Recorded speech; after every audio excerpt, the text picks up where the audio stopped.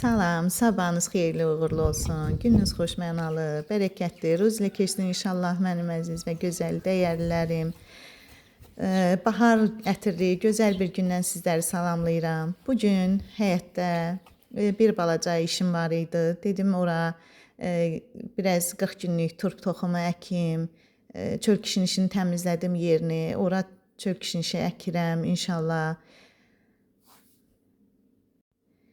Keşniş, şüyüd, ağçuğundur. Bunları da əkdim.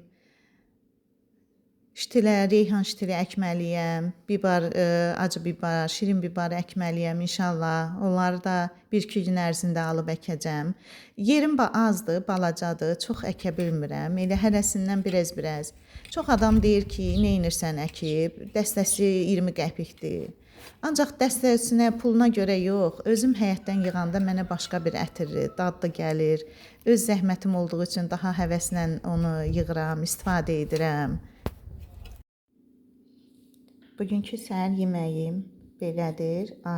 Demək, qara yuxa üzərinə tvarok səpdim, üstünə xiyar, hindi filə və spanaq, doğranmış spanaq qoydum.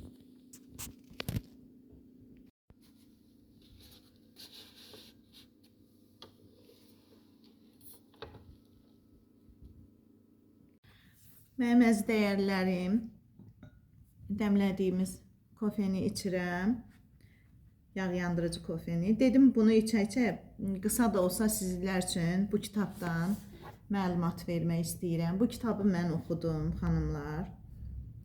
İnanın o qədər təsirləndim, o qədər mənə təsir etdi. Rövşən Abdullaoğlu'nun bu kitabı, yəni oxumamısınızsa, aranızda oxumayanlar varsa mütləq bu kitabı oxuyun. 120-ci səhifəyə qədər mən bunu ağlaya-ağlaya oxudum. Çox mənə təsir elədi. 2 uşağın həyatından bəhs eləyir. Ümumiyyətlə bu kitab başqa bir kadrlardan ibarətdir, belə deyək. Yazıcı 2 şəxsin həyatına önəm veribdir. Ancaq bu Ted'in həyatı, Ted və onun qardaşının həyatı mənə çox təsir elədi. Ted və qardaşı yetim qalırlar, anası xəstə olur, anası ölür. Onlar yetim qalırlar, atası başqa bir qadın alır, ondan bir qızı olur. Yəni bu uşaqların çox ağır, acınacaqlı həyatı olur. Ted balaca olur, qardaşı həmişə onu qoruyur, qovluyur. Sonra qardaşı ayağı dəmir yolda oynayanda reyslərin arasında qalır və qardaşın üstünə qatar keçir, qardaşı ölür, Ted tək qalır. Sonra Ted böyüyür, o qədər savadlı, o qədər uşaq olur. Ancaq bu həyat ona çox acınacaqlı gəlir. O qardaşının ölümündə özünü çox günahlandırır. Neçə dəfələrlə özünü qəsd etməyi düşünür, reyslər üzərində uzanaraq özünə qəsd etməyi düşünür. Mənim uşaqlığım da belə bir reyslər arasında keçibdi. Biz Bərdədə yaşamışıq bildiyiniz kimi. Bərdədə evimizin qabağında qaz zavoduna gedən qatarlar gedirdi.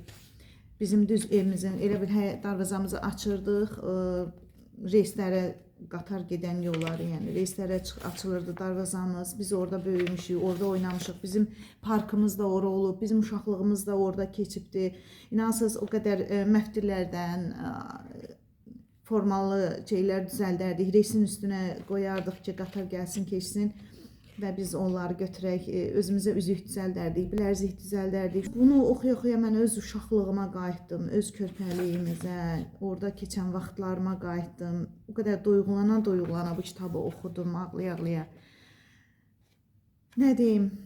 Yəni bu kitabı oxusanız həqiqətən çox siz də mənim kimi duyğulanasınız. Bunu oxumaq lazımdır, yaşamaq lazımdır. Mən ümumiyyətlə kitab oxuyanda yaşayıram qızlar. O həyatı elə bil ki, mən də yaşayıram oxuduqca.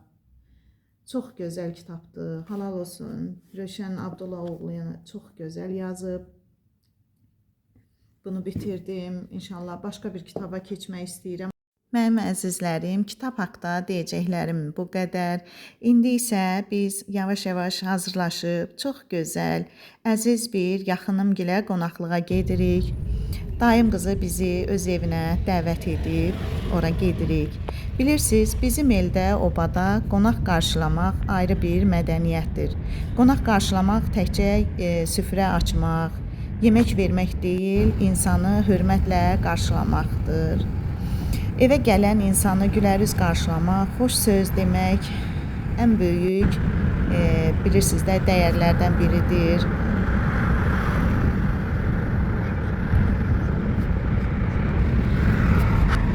Bəzən bir stəkan çay, səmimi söhbət və xoş münasibət ən gözəl qonaqpərvərlik olur.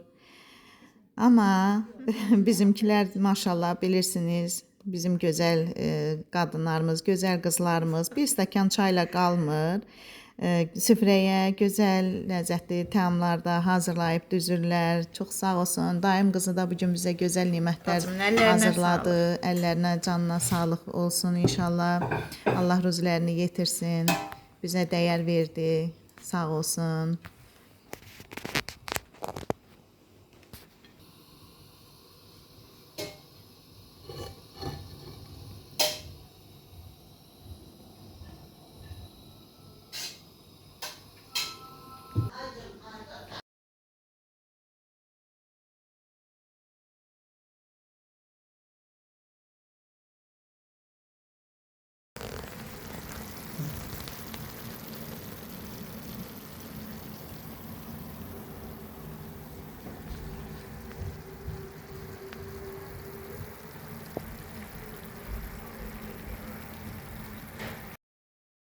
Ancaq çox təəssüf ki, bəzi insanlar da var ki, evinin qapısının açılmasını, kiminsə onu narahat etməsini istəmir. Peyğəmbərimiz də buyurub ki, qonaq öz ruzisi ilə gəlir və qohumluq bağlarını qıran kəslər bizdən deyildir. Ona görə də qonağı sevgi ilə, gülər üzlə qarşılamaq insanın özünə və qarşısındakına verdiyi ən gözəl dəyərlərdən biridir. Biz də yedik, içdik, maraqlı, gözəl bir vaxt keçirdik. Sağ olsun, bizə evini, süfrəsini açdığı üçün dayım qızına çox təşəkkür edirəm. Salam, sabahınız xeyirli uğurlu olsun, gününüz xoş mənalı keçsin. Saat, demək, mən 5-in yarısından durmuşam, indi 6-ya qalıb. Yoldaşımın işi üçün yemək yox idi. Dedim tez onun üçün əl üstü kartof qızardım, işə gedənlər aparsın. Yanına da evdə saska var idi, ondan qızardacağım. Suyunu içmişəm, sirkəli suyunu. İndi də yuxum qaçsın deyə, işə gücə hərəkət edim deyə belə özümə kofe hazırlayıram. Bilirəm ziyandır ac qarnına içmək, ancaq içəcəm. Belə, burada da kartof soymuşam ki, elə soyurdum, dedim artıq soyum. Lazım olar. Axşama fikrim də var ki, qoyun ətindən duxovkada qızartma deyim, nə bilim, duxovka yeməyi deyim, belə bişirmək üçün. Sizə nəyi göstərmək istəyirəm? Aprel ayı olduğu üçün mən inanırsınız, hələ biz Lerik rayonundan kartof alırıq, oradan gətirdiririk. Kartofumuz qutarmışdı. Bir aydır mən bir doğru düzgün kartof tapa bilmirdim ki, alam işlədim. Manat 20 qəpiyə, 19 qəpik, yəni 1.20-də belə deyək. İnanırsınız, o qədər gözəl kartofdur. Onu da səhər-səhər qızartdım, sizlərə göstərdim. Baxın, bax bu belə rəngdə meşoqdadır. Çox gözəl kartofdur. 22 kilo qalmışdı, onun hamısını mən götürdüm. Əgər rastınıza çıxsa, siz də alın. Bu kartof çox qəşəng kartofdur.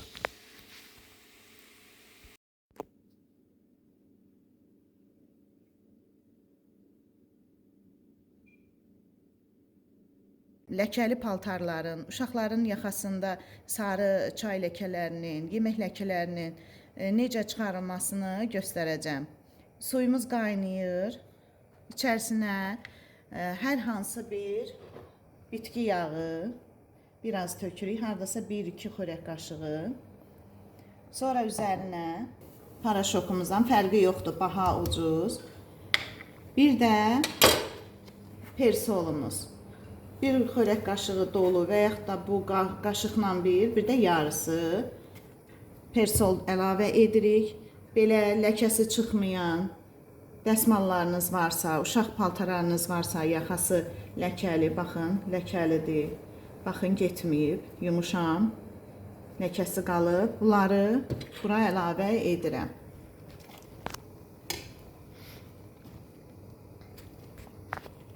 Xanımlar, qaynatmaq olmaz. Qaynara düşdüsə altını söndürürsünüz. Bu vəziyyətdə soyur.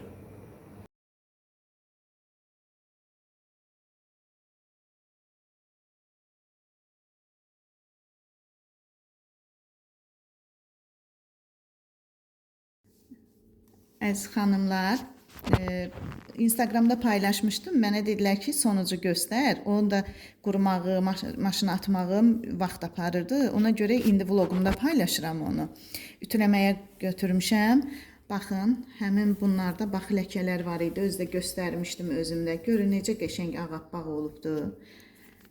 İnanırsınız, elə bilirsiniz paltar təzə olur, təzələnir tada. Gün-gündən gözəlləşir. Mənim bu üsulumla siz də eləyin. Çox gözəl nəticə əldə edəsiniz. Baxın, bax burasında sarı ləkə var idi, göstərmişdim. Görün necə ağappaq olub. Bir dənə ləkə qalmır, inanın mənə.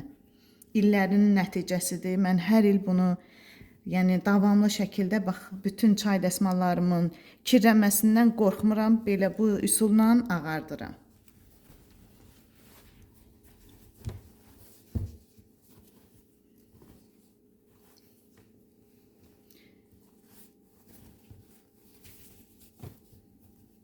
Bax, burasında ləkə var idi, kofe ləkəsi, görürsünüz, qalmayıb. Gül kimi.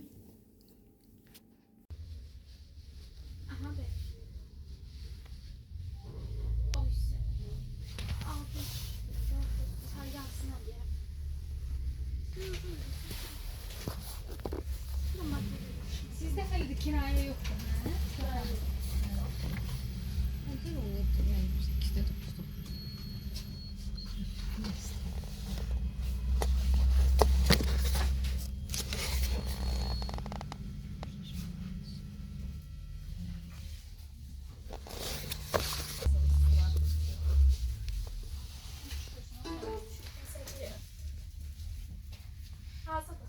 Tamam.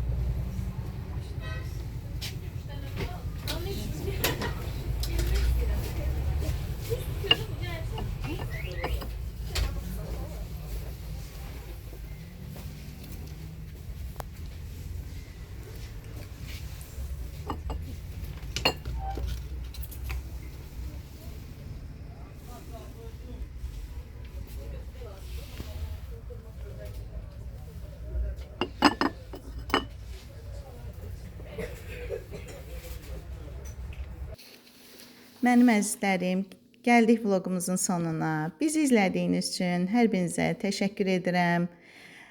Xoş rəylərinizi, gözəl rəylərinizi gözləyirəm. Bəyənməyi, izləməyi sona qədər unutmayın. Hər birinizə təşəkkürlər.